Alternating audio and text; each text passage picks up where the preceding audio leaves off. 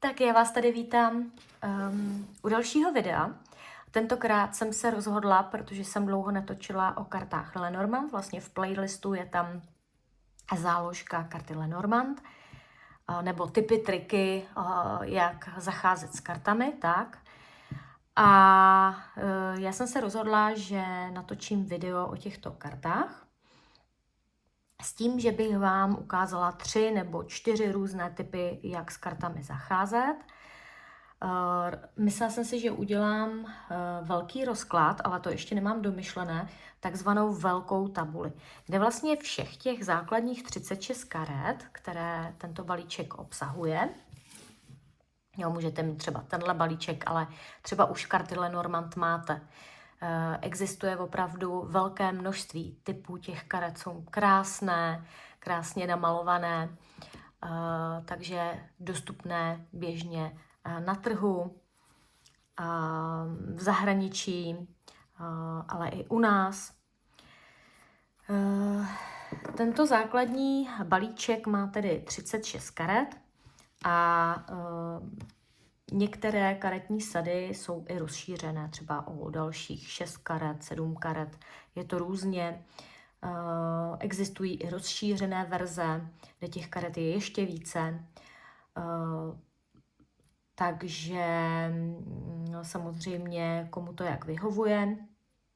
Tato základní verze má tedy 36 karet a já bych chtěla do budoucna ještě naplánovat také rozšíření, takže ten balíček bude ještě o dalších 36 karet doplněn postupně. Jak budu mít čas, už na kartách pracuji. Kdyby někdo měl zájem o tyto karty, tak samozřejmě je tady možnost objednat si je na tomto mailu nina.pina@seznam.cz.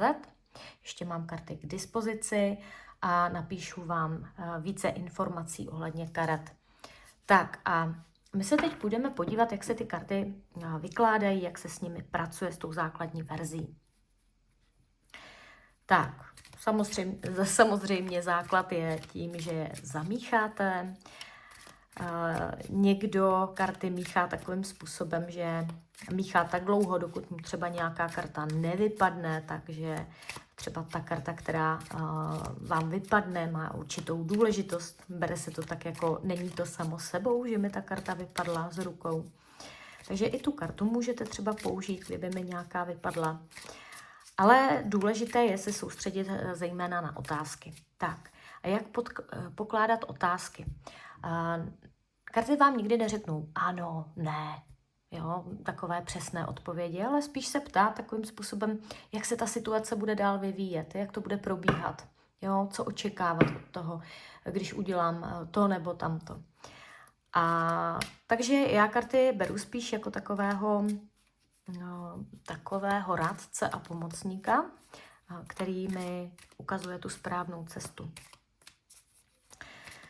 Tak, co se týká takový nejjednodušší výklad, můžete začít tím, že si budete denně vykládat 1 nebo 2 karty. Max 2, víc bych to neviděla.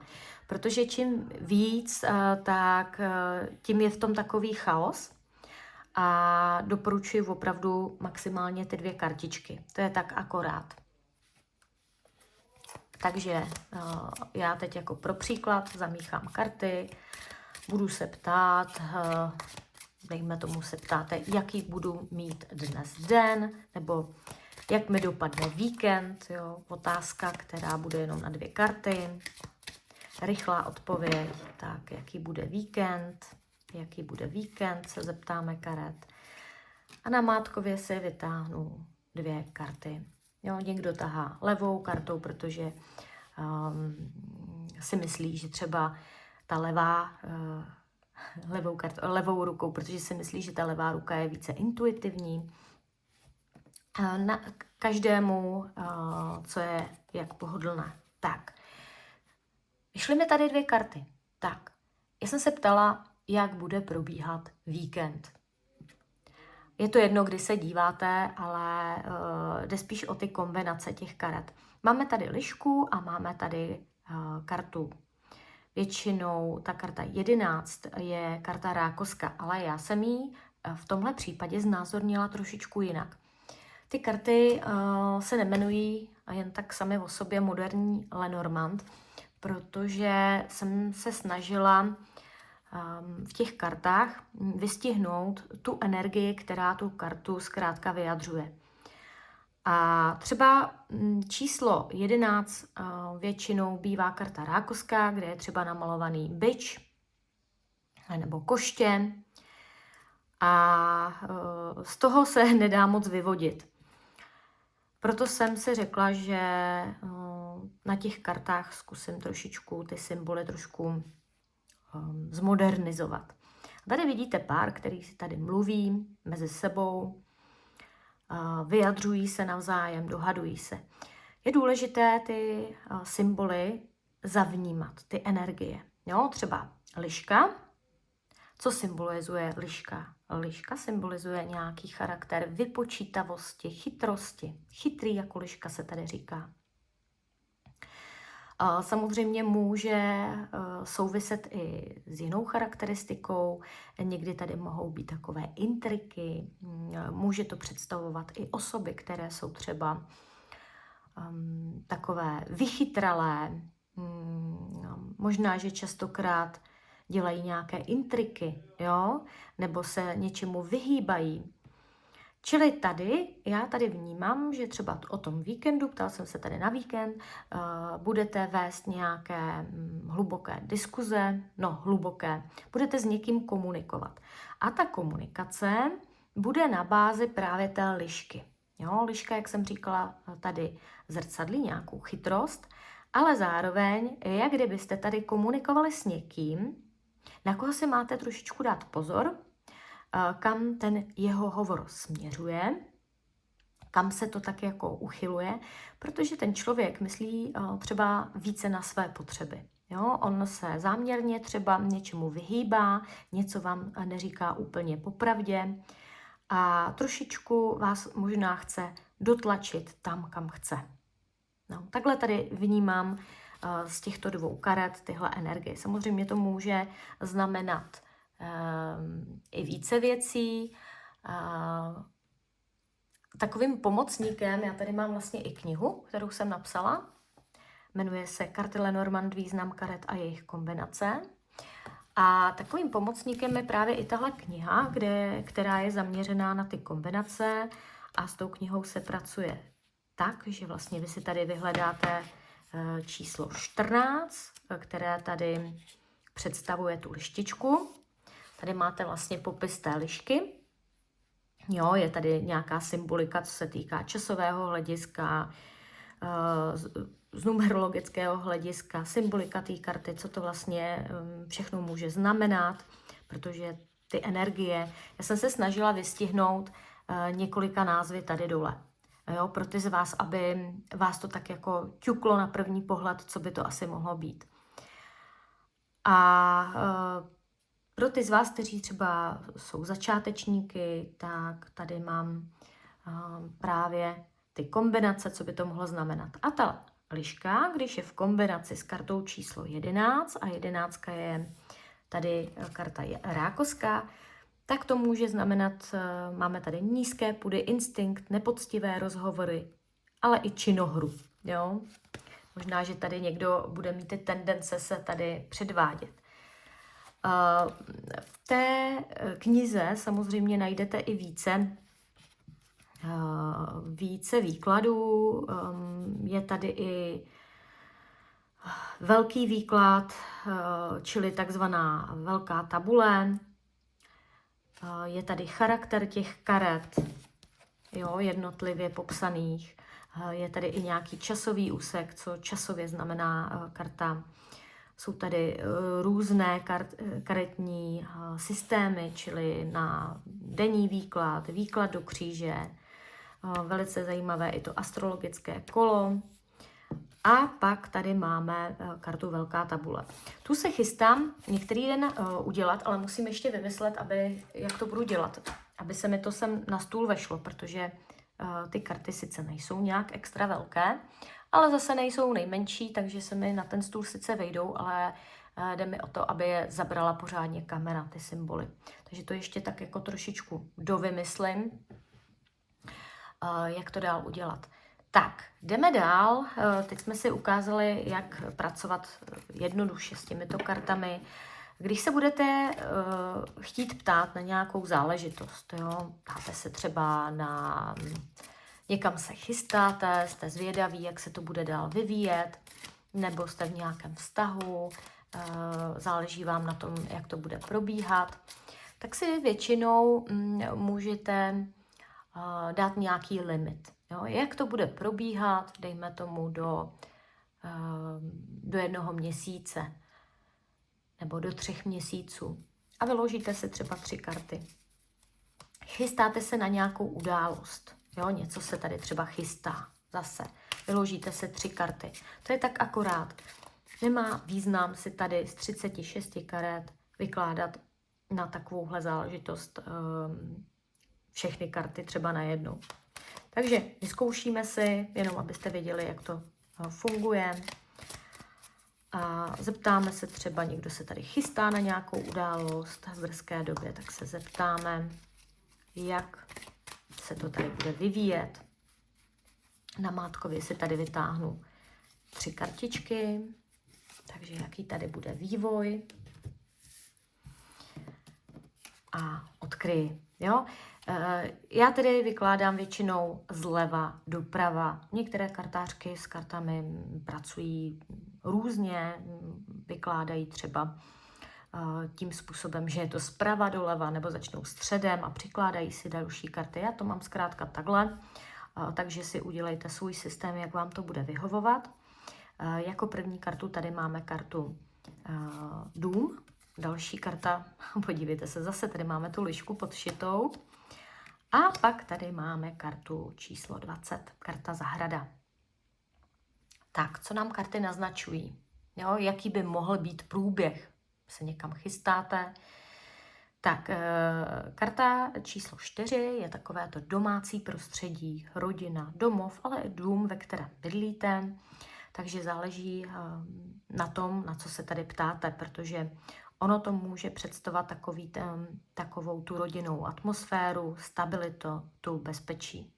A ta liška vám to tady může trošičku narušit, jak kdybyste tady utekli, vyběhli pryč, někam třeba do společnosti, protože karta číslo 20 je karta zahrada, veřejnost, oslavy.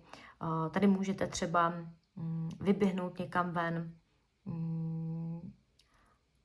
za přáteli nebo za lidmi, se kterými třeba jste ve spojení, a nebo jít třeba za kulturou na nějakou kulturní akci. Ale tím, že je tady ta liška, tak je to takový, že třeba se vyhýbáte něčemu, co je doma, a tak raději opouštíte domov a jdete do nějaké jiné společnosti, kterou třeba budete vyhledávat. Jo? Takhle se to může samozřejmě implementovat.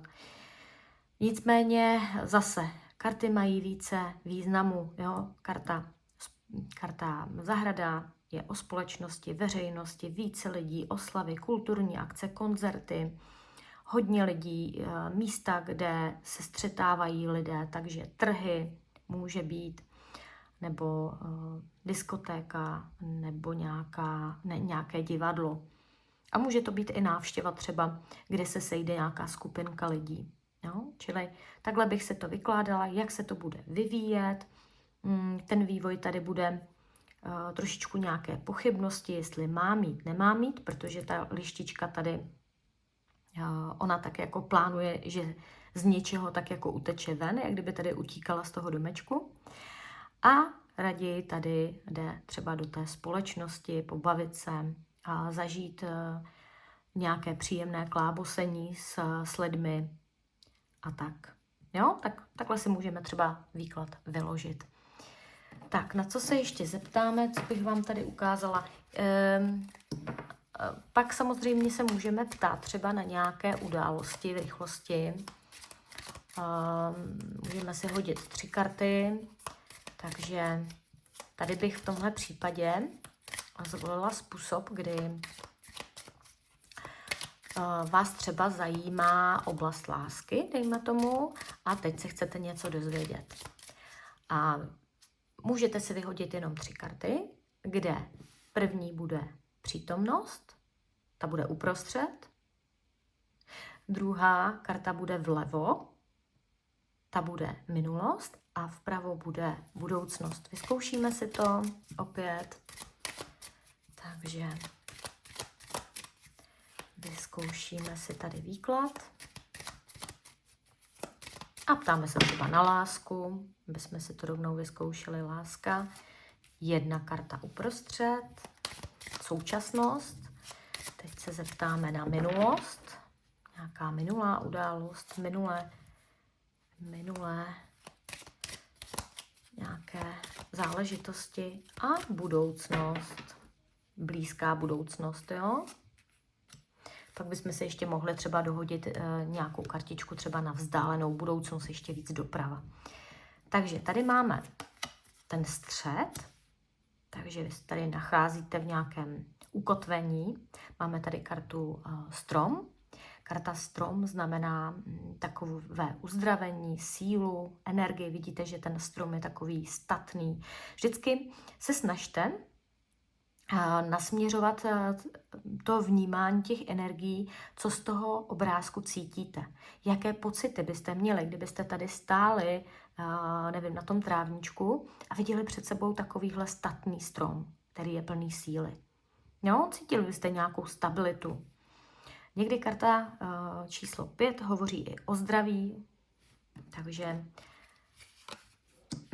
máme tady kartu číslo 29 a budoucnost karta číslo 3.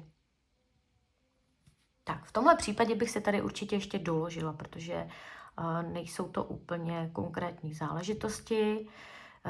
Máme tady sílu, stabilitu, čili současná situace by poukazovala na to, že jste tak jako spjatí, buď s někým, anebo se uzdravujete. Jo, se uzdravujete.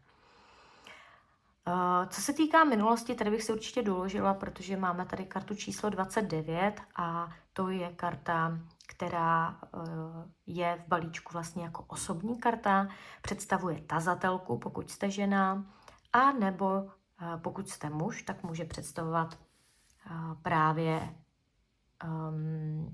tu ženskou energii, partnerku nebo přítelkyni, nebo někoho, na koho si tady myslíte. Takže já si tady ještě přece jenom k těm kartám doložím, vezmu to od středu, máme tady ten strom, doložíme si to. Takže současné nastavení je poměrně takový pěkný. Máme tady tu zelenou barvu hodně zastoupenou, vidíte, že je tady i 4lístek, ale tady vnímám takovou tu přírodu, všechno roste. Jo, jako nevnímám tady, že byste byli nějaký teď v současné době třeba skleslí, ale vnímám, že je tady pocit takového růstu, že se něco zlepšuje. Jo, zlepšení. Když si tady dohodím k té dámě, kterou tady mám, tak se to týká hodně vás nebo nějaké ženy. A v minulosti se tady tahle žena prošla nějakou bolestí, nějakým smutkem. Jo. Je tady karta číslo 8. Karta číslo 8 představuje rakev a ta v nás může trošičku tak jako v nás může vyvolávat takové ty smutky, trápení. Zřejmě vás tady něco trápilo, měli jste pocit takové té nechutě, možná i nějaké zklamání, pesimismus. Ten tady byl v minulosti, nebo se týkal nějaké ženy. V současné době jste se dostali do takových léčivějších energií, cítíte, že se situace zlepšuje, nastává doba růstu. Tak a podíváme se dál. Máme tady kartu loď a ještě si dohodíme ke kartě loď. Tak. No, podívejte, co máme na konci. Kartu srdce. Krásný. Jo, někdy je třeba dobré, když si vyložíte karty, tak se ještě podívat třeba ze spodu.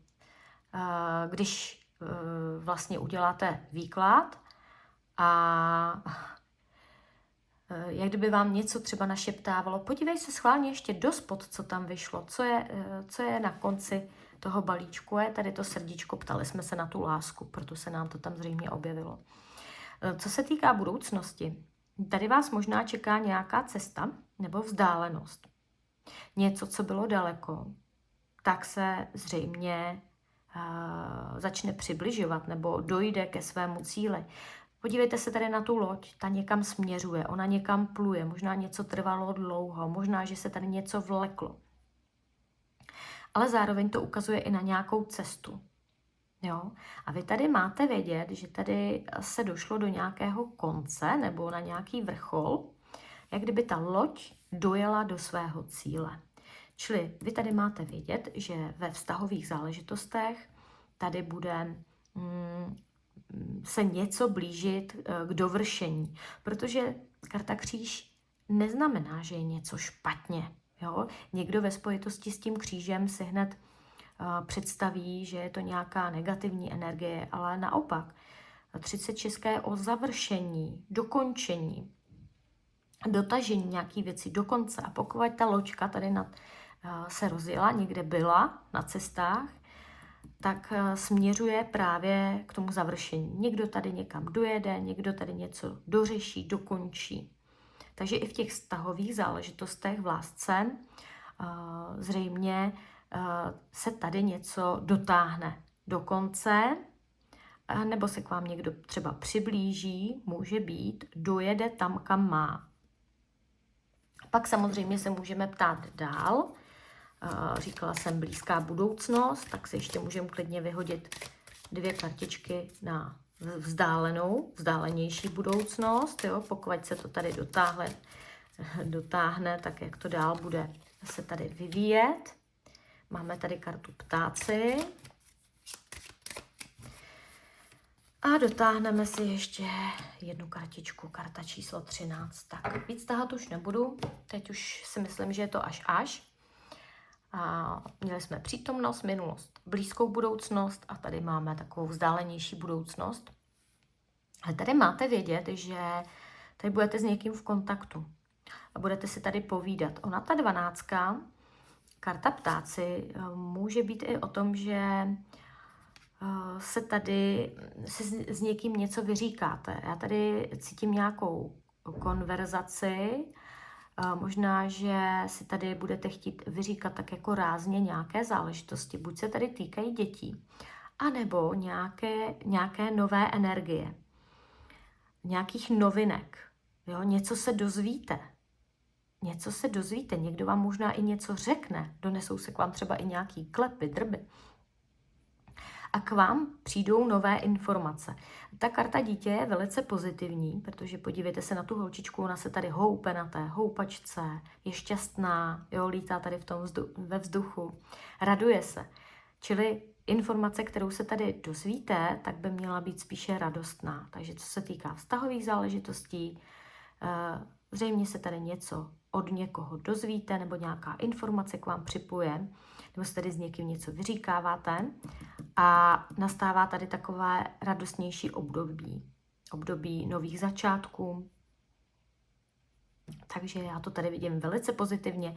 Kort vlastně, když ta karta té energie, té novosti, mi tady stojí hned za tím křížem, protože tady se něco ukončilo a na to vlastně navazuje hned ta karta dítě, která je o nových věcech, čili nějaké nové začátky. Jo? Něco tady se dokončilo a zároveň tady něco nového tak jako začne. Takhle bych vnímala ty kartičky. Já přemýšlím, jestli ještě uděláme nějaký výklad. Ten si nechám na příště. Na příště bych naplánovala výklad 12 astrologických domů. Ono se to tak jako má vykládat dokola, ale uvidím, jaké k tomu budu mít podmínky. Už jsem se ho tady dneska zkoušela vyložit, takže na příště bychom udělali takový výklad na astrologické domy z těchto Lenormandek. Tak jo, doufám, že se vám to dneska líbilo. Doufám, že to pro někoho bylo inspirující. a já se budu těšit příště. Děkuju za pozornost. A jak říkám, kdyby měl někdo zájem o kartičky, ještě jednou připomínám adresu mailovou nina.pina@seznam.cz. Jo, k dispozici jsou tyto karty a i ta kniha, kterou jsem vám vlastně ukazovala, takže máte-li někdo zájem, klidně napište a já vám zašlu více podrobných informací. Mějte se báječně, hezký den, ahoj.